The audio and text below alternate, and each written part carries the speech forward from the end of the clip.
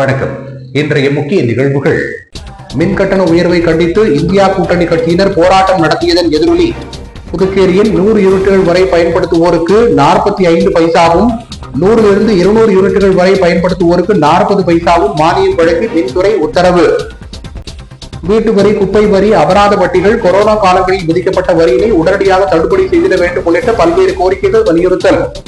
இந்திய கம்யூனிஸ்ட் கட்சியின் நெல்லித்தோப்பு தொகுதிக்குழு சார்பில் ஆர்ப்பாட்டம். கோவில் திருவிழாவில் இருசக்கர வாகனங்களுக்கு தீ வைத்து நாற்காலிகளை உடைத்து சூறையாடிய கும்பல். போலீசார் வலைவீச்சு. இளம் பெண்ணின் வயிற்றிலிருந்து 1.5 கிலோ எடை தலைமுடி அறுவை சிகிச்சையில் அகற்றம். இனி விரிவான நிகழ்வுகள். மின்கட்டண உயர்வை கண்டித்து இந்தியா கூட்டணி கட்சியினர் போராட்டம் நடத்தியதன் எதிரொலியாக புதுச்சேரியில் 100 யூனிட் வரை பயன்படுத்தும் மின் பயன்பாட்டாளர்களுக்கு யூனிட்டுக்கு 45 பைசாவும் 100 யூனிட்டுக்கு மேல் 200 யூனிட்டுகள் வரை பயன்படுத்தும் பயன்பாட்டாளர்களுக்கு யூனிட்டுக்கு 40 பைசாவும் மானியமாக வழங்கி மின்துறை அறிவிப்பு வெளியிட்டுள்ளது. புதுச்சேரியில் மின் கட்டண உயர்வுக்கு கண்டனம் தெரிவித்து இந்தியா கூட்டணி கட்சியினர் சார்பில் திங்கட்கிழமை அன்று பேரணியாக சென்று மின்துறை தலைமை அலுவலகத்தை முற்றுகையிடும் போராட்டம் நடத்தப்பட்டது. இந்த போராட்டத்தில் திமுக, காங்கிரஸ் உள்ளிட்ட இந்தியா கூட்டணி கட்சியினர் திரளாக பங்கேற்றனர். இந்நிலையில் மின்துறை சார்பில் அறிவிப்பு ஒன்று வெளியிடப்பட்டுள்ளது. அதன்படி இணை மின்சார ஆணையத்தின் புதிய கட்டண விகிதங்கள், வீட்டு உபயோக நுகர்வோருக்கு ஏற்படும் கூடுதல் கட்டண சுமை குறித்து புதுச்சேரி அரசால் ஆலோசிக்கப்பட்டு மின்சார சட்டம் 2003 பிரிவு 65 விதிகளின்படி வீடுகளுக்கு பயன்படுத்தப்படும் மின்சாரத்திற்கு அரசு மானியம் வழங்க ஆணை வெளியிட்டுள்ளது.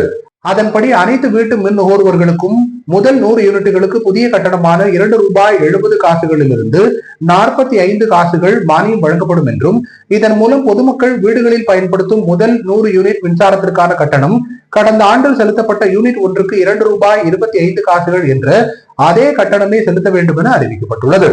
மேலும் அனைத்து வீட்டு மின் நுகர்வோரும் மாதந்தோறும் 101 யூனிட் முதல் 200 யூனிட் வரை பயன்படுத்தும் மின்சாரத்திற்கு அரசு மானியமாக ஒரு யூனிட்டுக்கு 40 பைசா வழங்கப்படுகிறது. அதன் மூலம் 101 யூனிட் முதல் 200 யூனிட் வரையிலான வீட்டு மின் நுகர்வோர்களுக்கு JERC-யால் விதிக்கப்பட்டுள்ள $4 யூனிட்டுக்கு பதிலாக $3.60 மட்டுமே செலுத்த வழிவகை செய்யப்பட்டுள்ளது.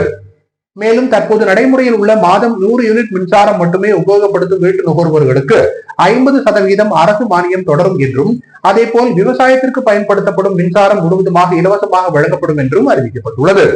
ஆனால் புதுச்சேரியில் 300 யூனிட்டுகளுக்கு மேல் உபயோகிக்கும் ஒவ்வொரு யூனிட் மின்சாரத்திற்கும் $7.50 மட்டுமே வசூலிக்கப்பட உள்ளது. ஆனால் தமிழ்நாட்டில் 300 யூனிட்டுகளுக்கு மேல் உபயோகப்படுத்தப்படும் மின்சாரத்திற்கு $9.65, 400 யூனிட்டுகளுக்கு மேல் உபயோகப்படுத்தப்படும் மின்சாரத்திற்கு $10.70, 500 யூனிட்டுக்கு மேல் உபயோகிக்கப்படும் ஒவ்வொரு யூனிட் மின்சாரத்திற்கும் $11.80 கட்டணமாக வசூலிக்கப்படுகிறது.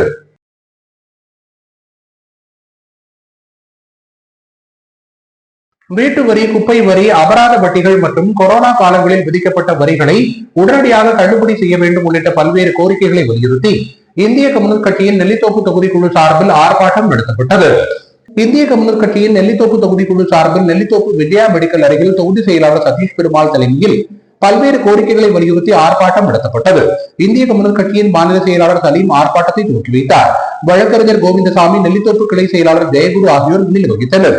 இந்த ஆர்ப்பாட்டத்தில் வீட்டு வரி, குப்பை வரி, அபராத வட்டிகள், கொரோனா காலங்களில் விதிக்கப்பட்ட வரியினை உடனடியாக தள்ளுபடி செய்திட வேண்டும் என்றும், நெல்லித்தோப்பு தொகுதி லென் வீதி சாலைகள், வாய்க்கால்கள், பாதாள சாக்கடை பணிகளை அரைக்குறையாக முடிக்காமல் முழுமையாக முடிக்க வேண்டும் என்றும், இதேபோல் நெல்லித்தோப்பு மீன் மார்க்கெட் கட்டிடம் இடிக்கப்பட்டு பல மாதங்களாக கட்டப்படாமல் கிடப்பில் போட்டுள்ளனர், விரைவாக அதனை கட்டி முடித்து மக்கள் பயன்பாட்டிற்கு அளித்திட வேண்டும் என்ற கோரிக்கைகளை முன்னிறுத்தி ஆர்ப்பாட்டத்தில் கலந்து கொண்டவர்கள் கோஷங்களை எழுப்பினர். கோவில் திருவிழாவின் போது இருசக்கர வாகனத்திற்கு தீ வைத்து நாற்காலிகளை அடித்து உடைத்து சூறையாடிய மூவரை போலீசார் வலைவீசி தேடி வருகின்றனர். இந்த விழாவிற்கு அதே பகுதியை சேர்ந்த பத்வா என்கிற பத்மநாபனை அழைக்கவில்லை என கூறப்படுகிறது. இதனால் ஆத்திரமடைந்த பத்மநாபன் தனது நண்பர்களான விக்கி, தமிழ்செல்வன் ஆகியோருடன் திருவிழாவில் தகராறு செய்துள்ளார். மேலும் அங்கிருந்த நாற்காலிகளையும் விழா மேடையையும் சேதப்படுத்தினர். திடீரென பத்மநாபன் தரப்பினர் கோவில் அருகில் நிறுத்தி வைக்கப்பட்டிருந்த நேரு MLA ஆதரவாளரான ஜோசப் என்பவரது இருசக்கர வாகனத்தை தீயிட்டு கொளுத்திவிட்டு தப்பி ஓடினர். இது தொடர்பாக அப்பகுதி மக்கள் அளித்த புகாரின் அடிப்படையில் உருளையன்பேட்டை போலீசார் வழக்கு பதிவு செய்து மூவரையும் வலைவீசி தேடி வருகின்றனர். திருவண்டார்கோவில் அரசு பெண்கள் மேல்நிலைப் பள்ளியில் +2 முடித்து அங்கு நடத்தப்பட்ட நீட் பயிற்சியில் சேர்ந்து பயிற்சி முடித்து நீட் தேர்வில் தேர்ச்சி பெற்று தற்போது புதுச்சேரி இந்திரா காந்தி அரசு மருத்துவமனையில் மருத்துவ படிப்புக்கு சேர இருக்கும் மாணவிக்கு பள்ளியின் சார்பில் நடத்தப்பட்ட பாராட்டு விழாவில் ஏராளமானோர் கலந்து கொண்டு மாணவியை வாழ்த்தினர். திருவண்டார்கோவில் அரசு பெண்கள் மேல்நிலைப் பள்ளியில் 1ஆம் வகுப்பு முதல் 12ஆம் வகுப்பு வரை பயின்று தற்பொழுது அரசு அறிவித்த 7.5% இடஒதுக்கீட்டில் புதுச்சேரி இந்திரா காந்தி அரசு மருத்துவக் கல்லூரியில் 1ஆம் ஆண்டு மருத்துவ படிப்பில் சேர்ந்த பள்ளி மாணவி சிவசக்திக்கு பள்ளியின் சார்பில் பாராட்டு விழா நடத்தப்பட்டது. இதில் பள்ளியின் துணை முதல்வர் சேவியர் அந்தோணி மாணவிக்கு சால்வை அணிவித்து பள்ளியின் சார்பில் ஊக்கத்தொகை வழங்கி பாராட்டினார். இந்நிகழ்ச்சியில் பள்ளியின் அனைத்து ஆசிரியர்களும் மாணவியை பாராட்டி சிறப்பித்தனர். மேலும் அப்பள்ளி மாணவர்கள் அனைவரும் மாணவிக்கு கைத்தட்டி தங்களது வாழ்த்துக்களையும் பாராட்டினையும் தெரிவித்தனர்.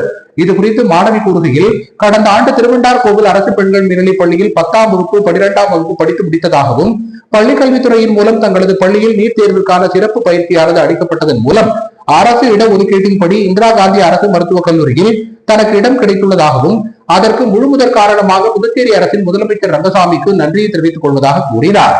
கல்வித்துறைக்கும் தனது மனமார்ந்த நன்றியை தெரிவிப்பதாக குறிப்பிட்ட அவர், தன்னுடைய வெற்றிக்கு முழுமுதற் காரணமாக இருந்த பள்ளியின் துணை முதல்வர் மற்றும் தலைமை ஆசிரியர் என தனக்கு பல்வேறு வகையில் ஊக்கமும் ஆக்கமும் அளித்த பள்ளியின் ஆசிரியர்கள் அனைவருக்கும் இந்த நிலைமை அடைவதற்கு உறுதுணையாக இருந்த தன் பெற்றோருக்கும் மற்றும் நண்பர்களுக்கும் நன்றியை தெரிவித்துக் கொள்வதாக மாணவி சிவசக்தி கூறினார். கோவிந்த சாலை கல்வி பங்களாவில் அமைந்துள்ள அருள்மிகு ஸ்ரீ துலுக்காநத்தம்மன் உடனுரை ஸ்ரீ கம்பீஸ்வரர் ஆலயத்தில் ஆவணி மாத அமாவாசையை ஒட்டி நடைபெற்ற சிறப்பு பூஜையில் ஏராளமான பக்தர்கள் கலந்து கொண்டு சுவாமி தரிசனம் செய்தனர். புதுச்சேரி கல்வி பங்களா கோவிந்த சாலை ஜெயராம் ஹோட்டல் எதிரே அமைந்துள்ள அருள்மிகு துலுக்காநத்தம்மன் உடனுரை ஸ்ரீ கம்பீஸ்வரர் ஆலயத்தில் ஒவ்வொரு மாதம் அமாவாசையை முன்னிட்டு சிறப்பு பூஜைகள் நடைபெறுவது வழக்கம். அந்த வகையில் ஆவணி மாத அமாவாசையை முன்னிட்டு சிறப்பு பூஜைகள் நடைபெற்றன. தொடர்ந்து அம்மன், சிவபெருமான் ஆகியோர் சிறப்பு அலங்காரத்தில் பக்தர்களுக்கு எழுந்துருளி அருள்பாலித்தனர். தொடர்ந்து சுவாமிக்கு மகா தீபாராதனை காண்பிக்கப்பட்டது. இதில் திரளான பக்தர்கள் கலந்து கொண்டு சுவாமி தரிசனம் செய்தனர். பின்னர் பூஜையில் கலந்து கொண்ட அனைத்து பக்தர்களுக்கும் பிரசாதம் மற்றும் புடவை வழங்கப்பட்டது. விழாவிற்கான ஏற்பாடுகளை ராஜேஷ் உள்ளிட்ட நிர்வாகிகள் சிறப்பாக செய்திருந்தனர். புதுச்சேரியில் இளம்பெண்ணின் வயிற்றிலிருந்து 1.5 கிலோ எடை கொண்ட தலைமுடி அறுவை சிகிச்சை மூலமாக அகற்றப்பட்டுள்ளது. புதுச்சேரியில் உள்ள ஜெம் மருத்துவமனைக்கு 17 வயதுடைய இளம்பெண் சிகிச்சைக்காக வந்துள்ளார். அவர் 2 மாதங்களாக வயிற்று வலி, குமட்டல், வாந்தியால் பாதிக்கப்பட்டிருந்தார். அதனைத் தொடர்ந்து நடைபெற்ற சிகிச்சை தொடர்பாக குடல் மற்றும் இரைப்பை அறுவை சிகிச்சை நிபுணர் சசிகுமார் செய்தியாளர்களிடம் கூறுகையில், இளம்பெண்ணின் ஆரம்ப நோய் அறிதல் சோதனையில் வயிற்றுக்குள் ஒரு பொருள் இருப்பது கண்டறியப்பட்டது என்றும் இது முடி பந்தாக இருப்பது கண்டறியப்பட்டதாகவும் வயிற்றில் இருந்த முடி பந்தால் நோயாளி செரிமான அமைப்புக்கு பாதிப்பை ஏற்படுத்தியிருந்ததாகவும் இதனை அடுத்து சுமார் 2 மணி நேரம் அறுவை சிகிச்சை நடந்ததாகவும் வயிற்றில் இருந்து திசுக்களுக்கு சேதத்தை குறைத்து முடிப்பந்தை பிரித்து எடுத்ததாகவும் சுமார் 1.5 கிலோ எடை அளவுக்கு தலைமுடி இருந்தது என்றார்.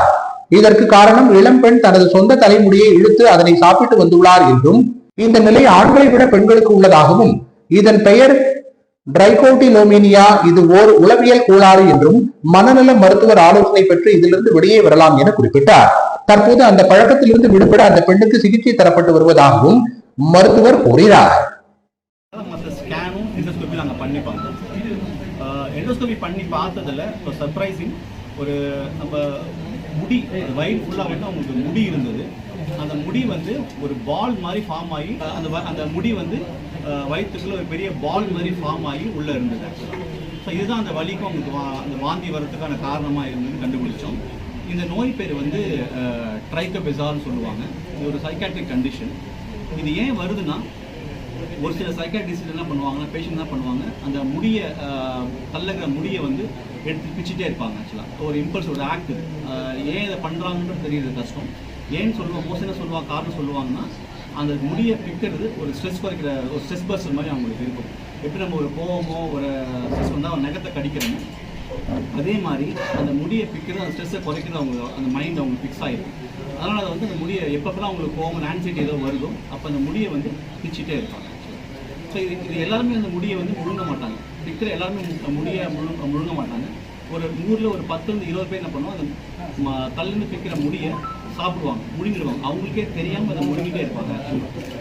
ஸோ அப்படி முழுங்கும் போது என்ன ஆகும்னா, கொஞ்சம் ஒரு மாத கணக்கு அந்த முடியை அவங்க முழுங்கும் போது அது வயிற்றில் போய் அக்குமுலேட் ஆகி அந்த வயிறு ஃபுல்லாக அந்த முடி சேர்ந்து அந்த வயிற்று வலியோ இந்த வாந்தியோ உண்டாக்க ஆரம்பிச்சிடும். ஸோ அதை சொன்ன இந்த கண்டிஷன் பேர் ட்ரைகோபெசார். இந்த ட்ரைகோவைசர் கண்டிஷனுக்கு ட்ரீட்மெண்ட் பார்த்தீங்கன்னா சர்ஜரி பண்ணி தான் அதை எடுக்கணும். ஏன்னா வந்து எந்த மாத்திரை மருந்து கொடுத்தோ அந்த முடியை வந்து கரைக்க முடியாது. ஸோ இதுக்கு ஒரே ஆப்ஷன் பார்த்தீங்கன்னா வந்து ஆப்ரேஷன் பண்ணி அந்த முடி எடுக்கிறது தான் ஒரே தீர்வு. ஸோ அதை பேஷண்ட் எக்ஸ்பிளைன் பண்ணோம். அவங்க பேஷண்ட்டும் அந்த சர்ஜரிக்கு ஒத்துக்கிட்டாங்க. ஸோ வி பிளான் பண்ண எலெக்டிவ் சர்ஜரி பண்ணுற அன்றைக்கி வயிற்றை ஓப்பன் பண்ணி அந்த முடியை வந்து வயிற்றுலேருந்து எடுப்போம். அந்த முடி வயிறு ஃபுல்லாக மட்டும் இல்லாமல் சிறுகுடலி வந்து ஆக்சுவலாக என்டர் ஆகிடும். அவ்வளோ பெரிய முடி, ஆல்மோஸ்ட் 1.5 கிலோ இருக்கும் அந்த முடியோட வெயிட் பார்த்தீங்கன்னா. அந்த முடியை ஃபுல்லாக எடுத்துட்டோம். குருமான்பேட் பகுதியில் எழுந்தருளி உள்ள ஸ்ரீ மகா சாம்ராஜ்ய லலிதாம்பிகை ஸ்ரீ யோகமாயா லலிதாம்பிகை ஆலயத்தில் ஆவணி மாத அமாவாசையை முன்னிட்டு நடைபெற்ற சிறப்பு அபிஷேக ஆராதனைகளில் ஏராளமான பக்தர்கள் கலந்து கொண்டு அம்மனை வழிபட்டனர். புதுச்சேரி குருமான்பேட் பகுதியில் அமைந்துள்ளது ஸ்ரீ மகா சாம்ராஜ்ய லலிதாம்பிகை மற்றும் ஸ்ரீ யோகமாயா லலிதாம்பிகை திருக்கோவில். இந்த திருக்கோவிலில் ஆவணி மாத அமாவாசையை முன்னிட்டு ஸ்ரீ லலிதா மகா யாகம் நடைபெற்று ஸ்ரீ மகா சாம்ராஜ்ய லலிதா மற்றும் ஸ்ரீ யோகமாயா லலிதாம்பிகைக்கு பால், தயிர், சந்தனம், திருநீர், திருமஞ்சனம், குங்குமம், கலச நீர் என பல்வேறு வாசனை திரவியங்களை கொண்டு மகா அபிஷேகம் செய்யப்பட்டு மலர்களால் அலங்கரிக்கப்பட்ட அம்மனுக்கு சோடச தீபாராதனைகள் காட்டப்பட்டது. தொடர்ந்து ஸ்ரீ மகா சாம்ராஜ்ய லலிதா மற்றும் ஸ்ரீ யோகமாயா லலிதாம்பிகைக்கு சகசரநாமம் பாடப்பட்டு மகா தீபாராதனை காண்பிக்கப்பட்டது. இதில் திரளான பக்தர்கள் கலந்து கொண்டு லலிதாம்பிகை அம்மனை வழிபட்டு சென்றனர். இதற்கான ஏற்பாடுகளை கோவில் குருக்கள் மகேஸ்வர சாஸ்திரி மற்றும் பக்தர்கள் சிறப்பாக செய்திருந்தனர். புதுச்சேரியில் பாரதிய ஜனதா கட்சியின் புதிய உறுப்பினர் சேர்க்கை முகாமினை புதுச்சேரி மாநில பொறுப்பாளர் நிர்மல் குமார் சுரானா கலந்து கொண்டு துவக்கி வைத்தார். புதுச்சேரி மணப்பாலம் சந்திப்பில் உள்ள தனியார் மண்டபத்தில் பாரதிய ஜனதா கட்சியின் புதிய உறுப்பினர் சேர்க்கை முகாமின் தொடக்க விழா நடைபெற்றது. பாஜக மாநில தலைவர் செல்வ கணபதி தலைமையில் நடைபெற்ற விழாவில் மாநில பொதுச் செயலாளர் மோகன்குமார், மாநில துணைத் தலைவர் ராஜசேகரன் ஆகியோர் முன்னிலை வகித்தனர். விழாவில் சிறப்பு விருந்தினராக புதுச்சேரி மாநில பொறுப்பாளர் நிர்மல் குமார் சுரானா கலந்து கொண்டு புதிய உறுப்பினர் சேர்க்கை முகாமினை தொடங்கி வைத்து சிறப்புரையாற்றினார். இந்த நிகழ்ச்சியில் அமைச்சர்கள் நமச்சிவாயம், சாய் ஜே சரவணகுமார், முதலமைச்சரின் பாராளுமன்ற செயலர் ஜான்குமார் எம்எல்ஏ மற்றும் சட்டமன்ற உறுப்பினர்கள் ரிச்சர்ட் ஜான்குமார், ராமலிங்கம், வெங்கடேசன் ஆகியோர் கலந்து கொண்டு செல்போன் மூலம் மிஸ்டு கால் கொடுத்து உறுப்பினர் சேர்க்கையை துவக்கி வைத்தனர். இந்த நிகழ்ச்சியில் பாஜக மாநில மற்றும் மாவட்ட தொகுதி நிர்வாகிகள் திரளாக கலந்து கொண்டனர். மரக்காணத்தை அடுத்த ஞானக்கல் மேடு கிராமத்தில் எழுந்தருளி உள்ள ஸ்ரீ சுயம்பு பூத காளியம்பாள் ஆலயத்தில் ஆவணி மாத அமாவாசையை ஒட்டி நடைபெற்ற தீச்சட்டி எடுத்தல் விழாவில் ஏராளமான பக்தர்கள் தீச்சட்டி எடுத்து தங்களது வேண்டுதல்களை அம்மனுக்கு நிறைவேற்றினர். விழுப்புரம் மாவட்டம் சட்டமன்ற தொகுதிக்குட்பட்ட மரக்காணம் அருகே உள்ள ஞானக்கல் மேடு கிராமத்தில் அமைந்துள்ள ஸ்ரீ சுயம்பு பூத காளியம்பாள் திருக்கோவிலில் ஆவணி மாத அமாவாசையை முன்னிட்டு தீச்சட்டி எடுத்தல் விழா நடைபெற்றது. இதில் சுற்றுவட்டார பகுதிகளைச் சேர்ந்த கிராம மக்கள் கலந்து கொண்டு கற்பூரம் ஏந்தி தீச்சட்டி எடுத்து தங்களது வேண்டுதல்களை நிறைவேற்றினர். முன்னதாக பிரம்மதேசம் வெங்கடேசன் குருக்களால் சிறப்பு யாகசாலை பூஜைகள் நடைபெற்றன. அதனைத் தொடர்ந்து அம்மனுக்கு பால், தயிர், சந்தனம், இளநீர், பன்னீர், பழங்கள், பஞ்சாமிர்தம், தேர் உள்ளிட்ட பல்வேறு திரவியங்களால் அபிஷேகங்கள் செய்யப்பட்டன. நிகழ்ச்சிக்கான ஏற்பாடுகளை முன்னாள் வானூர் ஒன்றிய பெருந்தலைவர் சிவா தலைமையில் பக்தர்கள் சிறப்பாக செய்திருந்தனர். இந்நிகழ்ச்சியில் உபயதாரர் திருஞான சம்பந்தம் விஜயலட்சுமி குடும்பத்தினர், ரவிச்சந்திரன் புனிதா குடும்பத்தினர் மற்றும் அறிவுடைய நம்பி உமாராணி குடும்பத்தினர் கலந்து கொண்டு சிறப்பித்தனர்.